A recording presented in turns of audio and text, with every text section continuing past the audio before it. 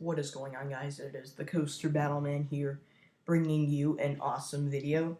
The top 10 things I am most excited to do at Six Flags St. Louis.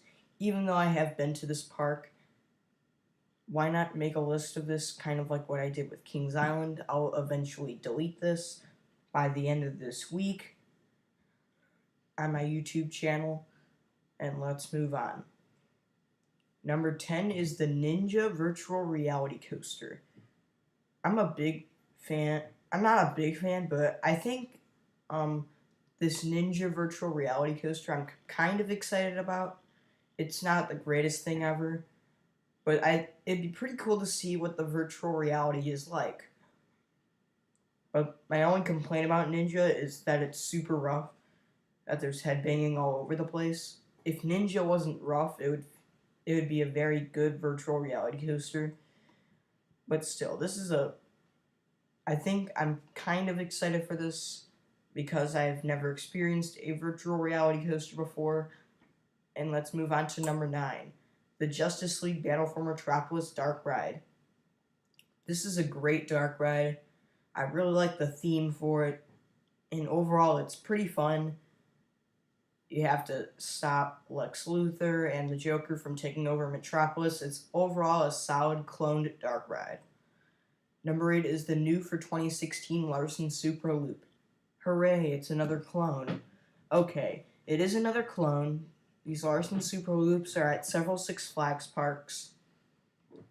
And this is the one at Six Flags Great Adventure, but the one at St. Louis is absolutely no different, except for a different name.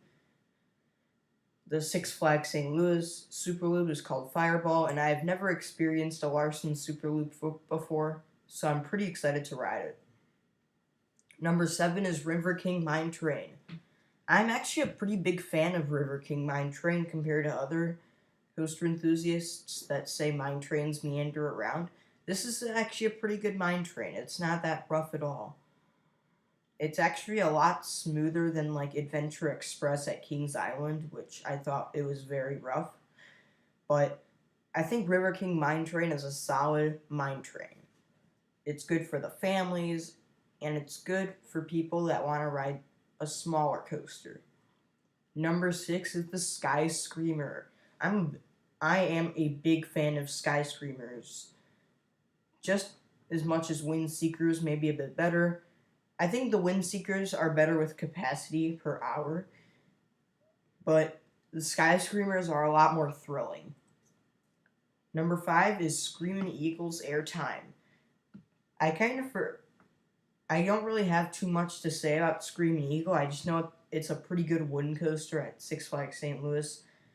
But I think I gotta remember my experience now because the last few times I rode this, I forgot my experience. So I think I'll remember this experience if I get lots of good airtime. Number 4 is Batman the Ride, the cloned B&M invert. I like this clone.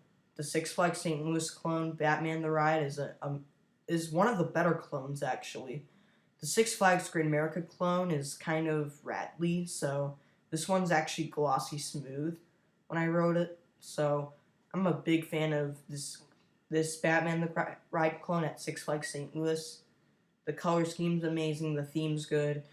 And let's move on to number 3, the wooden coasters.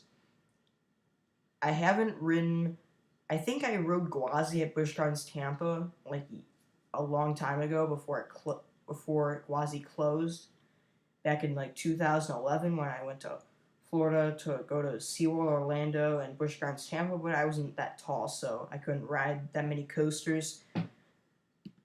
But I'm really excited to ride American Thunder, which is a great GCI. I think the only GCI I rode was Gwazi, and I enjoyed it for some reason. But I think I'll like this GCI a lot.